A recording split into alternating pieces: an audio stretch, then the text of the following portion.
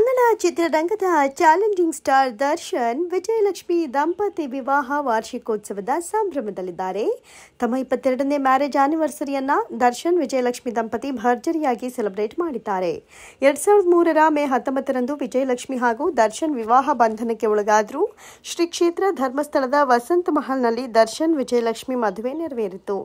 ದಿನಾಂಕ 19/5/2023ರ ಬೆಳಿಗ್ಗೆ 9:10ರಿಂದ 9:50ರವರೆಗಿದ್ದ ಶುಭ ಮಿಥುನ ಲಗ್ನದಲ್ಲಿ ವಿಜಯಲಕ್ಷ್ಮಿ ಕುರಳಿಗೆ ದರ್ಶನ್ ಮಾಂಗಲ್ಯ ಧಾರಣೆ ಮಾಡಿದ್ರು.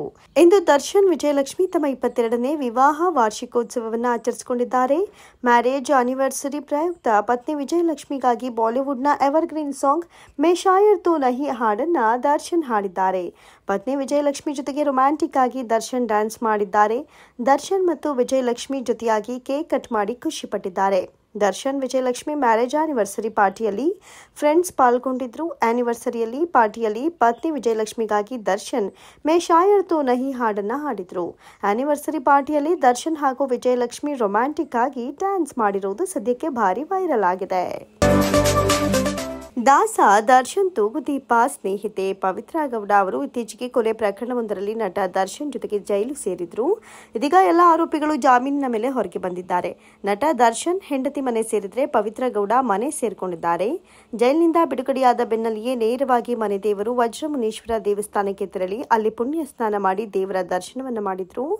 ದೇವಸ್ಥಾನಕ್ಕೆ ಹೋಗಿ ಬಂದ ನಂತರ ತನ್ನ ಪಾಪಗಳೆಲ್ಲವೂ ತೊಳೆದು ಹೋಯಿತು ಅಂತ ಮನೆ ಸೇರಿಕೊಂಡಿದ್ರು. ಎಂದಿನಂತೆ ತನ್ನ ಉದ್ಯಮ ಸಂಸ್ಥೆ ಬೊಟಿಕ್ ಅನ್ನ ಕಳೆದ ಫೆಬ್ರವರಿಯಲ್ಲಿ ಆರಂಭಿಸಿದ ಪವಿತ್ರ ಗೌಡ ಉದ್ಯಮದ ನಿಮಿತ್ತ ಹಲವು ನಗರಗಳಿಗೆ ಭೇಟಿ ಕೊಟ್ಟು ಅಗತ್ಯವಿರುವ ಸಾಮಗ್ರಿ ಖರೀದಿಸಿ ತರ್ತಾ ಇದ್ದಾರೆ. ಜೊತೆಗೆ ಉದ್ಯಮದ ನಡುವೆ ಬಿಡುವು ಸಾಕಾಗೆಲ್ಲ ದೇವಸ್ಥಾನಗಳಿಗೆ ಭೇಟಿ ನೀಡೋದನ್ನ ಮುಂದುವರೆಸಿದ್ದಾರೆ. ಈ ಹಿಂದೆ ಶಿರಡಿ ಸಾಯಿಬಾಬಾ ದೇವಸ್ಥಾನಕ್ಕೆ ಭೇಟಿ ನೀಡಿದ್ರು. ಇದೀಗ ಮಂತ್ರಾಲಯದ ಗುರು ರಾಘವೇಂದ್ರ ದೇವಸ್ಥಾನಕ್ಕೆ ಭೇಟಿ ನೀಡಿದ್ದಾರೆ. ಈ ಬಗ್ಗೆ ಸಾಮಾಜಿಕ ಜಾಲತಾಣದಲ್ಲಿ ಫೋಟೋಗಳನ್ನು ಹಂಚಿಕೊಂಡಿದ್ದಾರೆ. ಪವಿತ್ರ ಗೌಡ ಈ ಫೋಟೋಗಳಲ್ಲಿ ಭಾವನಾತ್ಮಕವಾಗಿರುವುದು ಕೂಡ ಕಾಣಬಹುದು.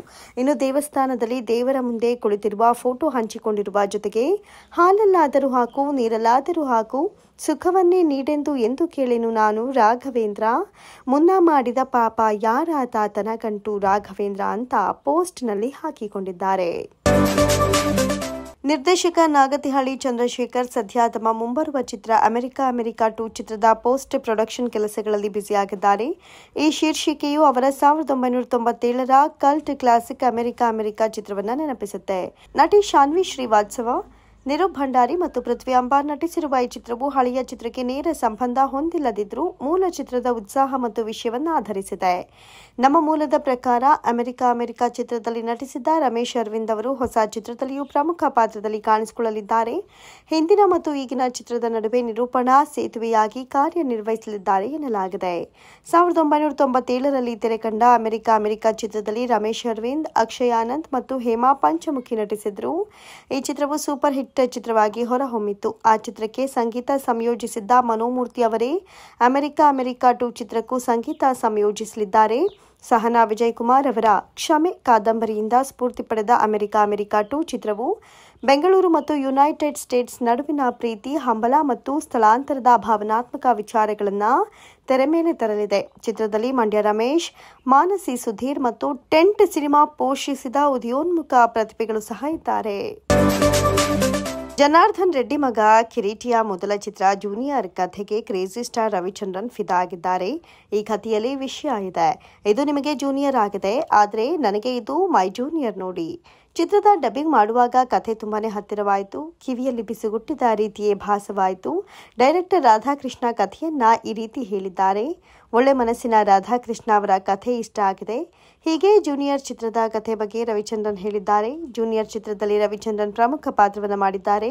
ಹೆಚ್ಚು ಕಡಿಮೆ 25 ದಿನ ಈ ಚಿತ್ರಕ್ಕೆ ಕೆಲಸ ಮಾಡಿದ್ದಾರೆ. ಡಬ್ಬಿಂಗ್ ಮಾಡೋ ಸಮಯದಲ್ಲಿ ಇವರಿಗೆ ಕಥೆಯ ಆಳ ಮತ್ತು ಎತ್ತರ ಎರಡು ವಿಭಿನ್ನವಾದ ಅನುಭವ ನೀಡಿದೆ.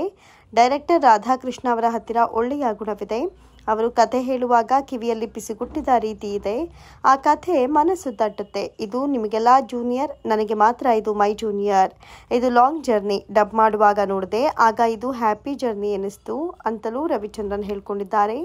ಚಿತ್ರದ ನಾಯಕ ನಟ ಕಿರೀಟಿ ಒಳ್ಳೆ ಪಾತ್ರ ಮಾಡಿದ್ದಾರೆ. ಇವರು ಕಥೆ ಆಯ್ಕೆ ಸೂಪರ್ ನೋಡಿ. ತಾವು ಹೀರೋ ಆಗಬೇಕು, ಅದು ಒಳ್ಳೆ ಕಥೆ ಮೂಲಕವೇ ಆಗಬೇಕು. ಹಾಗಾಗಿಯೇ ಕಿರೀಟಿ ಒಳ್ಳೆ ಕಥೆಯನ್ನೇ ಆಯ್ಕೆ ಮಾಡಿಕೊಂಡಿದ್ದಾರೆ. ಅದಕ್ಕೂ ಹೆಚ್ಚಾಗಿ ಈ ರೀತಿಯ ಕಥೆ ಆಯ್ಕೆ ಮಾಡಲು ಹೊಸಬರಿಗೆ ಧೈರ್ಯ ಬೇಕಾಗುತ್ತೆ. ಆದರೆ ಕಿರೀಟಿ ಆ ಒಂದು ಕೆಲಸವನ್ನ ಮಾಡಿದ್ದಾರೆ ಅಂತಲೇ ರವಿಚಂದ್ರನ್ ಹೇಳಿಕೊಂಡಿದ್ದಾರೆ. ಬಿಗ್ ಬಾಸ್ ಖ್ಯಾತಿಯ ಚೈತ್ರ ಕುಂದಾಪುರ ಮದುವೆಯಾಗಿ ಹೊಸ ಬಾಳ್ವೆ ನಡೆಸುವ ಹೊತ್ತಿಗೆ ಅವರ ಜೀವನದಲ್ಲಿ ಅಲ್ಲೋಲ ಕಲ್ಲೋಲವಾಗಿದೆ. ಮೊದಲಿಗೆ ಅವರ ತಂದೆ ಮಗಳ ವಿರುದ್ಧ ಗಂಭೀರ ಆರೋಪ ಮಾಡಿದ್ರು. ಗಂಡ ಹೆಂಡತಿ ಇಬ್ಬರು ಕಳ್ಳರು ಎಂದಿದ್ರು. ಅದಕ್ಕೆ ತಿರುಗೇಟು ನೀಡಿದ್ದ ಚೈತ್ರ, ಅಪ್ಪ ಕುಡುಕ ಆಗಿದ್ದು ಕುಡಿಯಲು ದುಡ್ಡು ಕೊಡದಿದ್ರೆ ಬಾಯಿಗೆ ಬಂದ ಹಾಗೆ ಹೇಳ್ತಾರೆ ಎಂದ್ರು.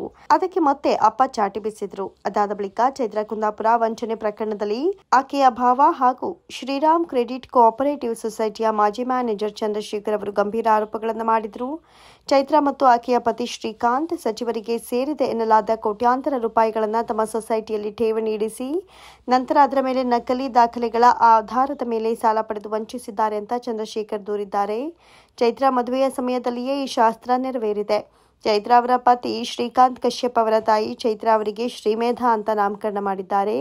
ವರನ ತಾಯಿ ಬಾಳೆಹಣ್ಣನ್ನು ತಿನ್ನಿಸಿ ಹೆಸರು ಬದಲಿಸುವ ಶಾಸ್ತ್ರ ಇದು. ಇದಾದ ಬಳಿಕ ಚೈತ್ರ ಅವರೇ ಈ ವೇಳೆ ನನ್ನ ತಾಯಿಯ ಅಮ್ಮನ ಮನೆಯ ಹೆಸರು ರೋಹಿಣಿ ಭಾರತಿ ಅಂತ ಮದುವೆ ಆದ ಮೇಲೆ ಬದಲಾಯಿಸಿದ್ದಾರೆ. ಅದೇ ರೀತಿ ನನಗೂ ಈಗ ಹೆಸರು ಬದಲಾಗಿದೆ ಎಂದರು.